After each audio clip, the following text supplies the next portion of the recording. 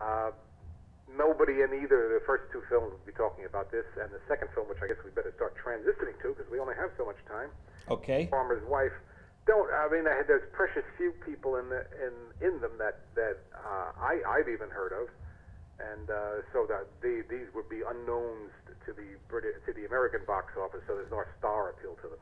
The Farmer's Wife is the title? The Farmer's Wife, and I believe it was filmed before Easy Virtue, but released about the same time. It is too is a silent.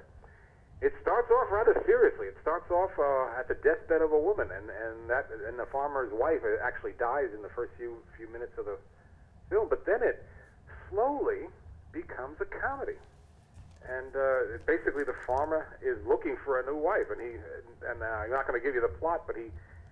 Through the course of the movie, he proposes to, I kind of lost count, 4 or 5 other women. And I may not even have a good count there because the only print I was able to find to watch for this show was a 94-minute print.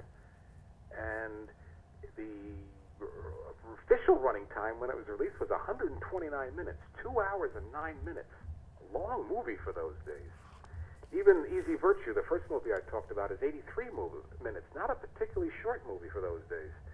So I don't know how long. I don't know what you're showing, but it's not a short movie. And I don't think the length helps it. It could be for a comedy. It could have gone at a best pace. I think Hitchcock was funny when he was trying to be macabre, but I think when he made an out-and-out comedy, he was a little off his mark. He's on his mark here, though. But I wish the speed had come up.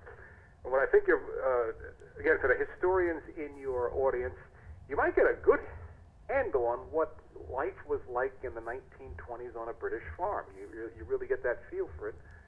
And I'm pretty sure this was studio made, but certainly some of the scenes they went out to the countryside and filmed them right there. I believe this is also a Gainsborough film. Well, I'm going to ask you this question.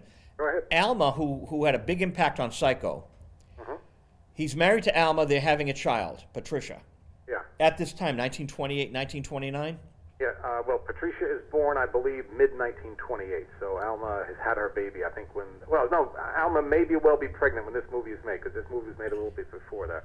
So I wonder, because she was his boss at one point, right? She was his boss, and then she quickly became, he was a director, before he was a director, she was his boss. And then, but that didn't, she wasn't his boss for a long time. It's kind of like, Michelle Obama was Barack Obama's boss at one point, but I did not know that. But okay. then she became his wife, and then she became his collaborator. And, he gave her credit in some movies, but she was much shyer than the woman that we saw in the Hitchcock movie that recently came out. She was much more in the background, which is what she wanted. She didn't want any glamour. So she was happy not to get credit for the work, but he gave her some credit here and there. So do you think that she had a big influence on both Easy Virtue and The Farmer's Wife? I doubt it. Because Hitchcock is not a power. Hitchcock is a hired director. So she often, the credit she does get is kind of script credit. Additional dialogue by, co-scripted by, continuity by, those kind of credits. I'm trying to remember. I don't think her name appears in either of the credits. Her name appears in the credits of the third film, Jamaica Inn, but not on the first two. So, and plus, Easy Virtue, I should have mentioned, was based on a Noel Coward play. So they had a pretty well laid out script there. They just had to bring to the cinema. So the short answer is I don't have a clue how much input she had, but I don't think it was necessarily much on these early films because Hitchcock was still a hired hand. He didn't have a piece of the action. He was paid a salary for these movies. We've got 8 minutes, so you've got time to see what you want to talk about. Okay, well, the third movie is Jamaica Inn, 1939, and it is, of course, as a sound film. The first two are silent. It is the last movie that Hitchcock will make in Britain before he makes his big move to Hollywood to work for David Selznick, and he'll make Rebecca and Suspicion under Selznick. And then he won't last long with Selznick, but he'll move on and make the classics of the 40s and 50s that we know him. So this is basically where he says goodbye to Britain. He'll come back to Britain later and make movies, but this is where he shifts his base to California. Not Hitchcock's favorite film, and that's because I'm pretty sure his star, Charles Laughton, was not an easy man to work with. The Hunchback himself. The Hunchback himself. In fact, the same year he will play the Hunchback. And actually, this film is the first film of Maureen O'Hara, who would go to America basically with Lawton and make The Hunchback of Notre Dame that same year, 1939. And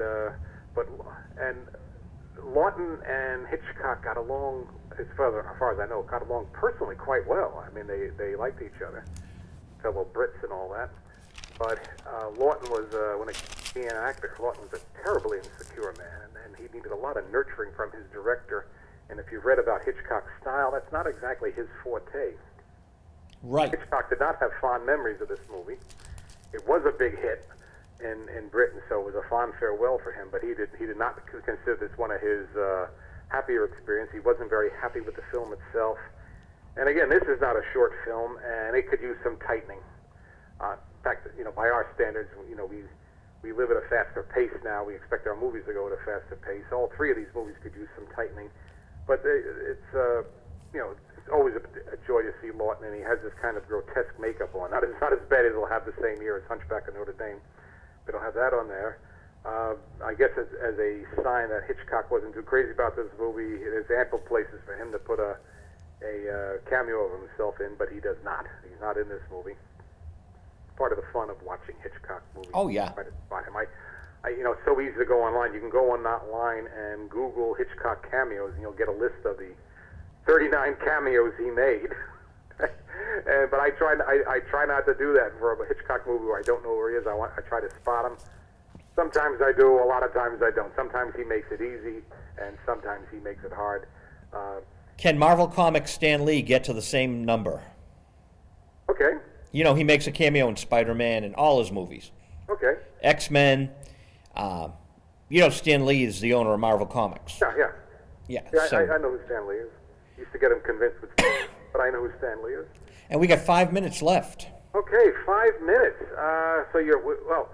It is, Hitchcock made 52 movies, and I guess you have 20 of them in public domain. So you can give your audience over the 3 or 4 months to come a decent profile of Hitchcock. Of course, his super classics are locked up in copyright, so you're not going to get those anytime soon. But you'll have some pretty good movies in the public domain, and one of them is Hitchcock's first real classic, and that is The 39 Steps. And I guess we'll be talking about that in about a month or so. Yes. Now I want to go over some notes here. Okay, so we're going to be watching Easy Virtue, and then we're going to watch The Farmer's Wife, and then what's the Jamaica what? Jamaica Inn. Jamaica Inn.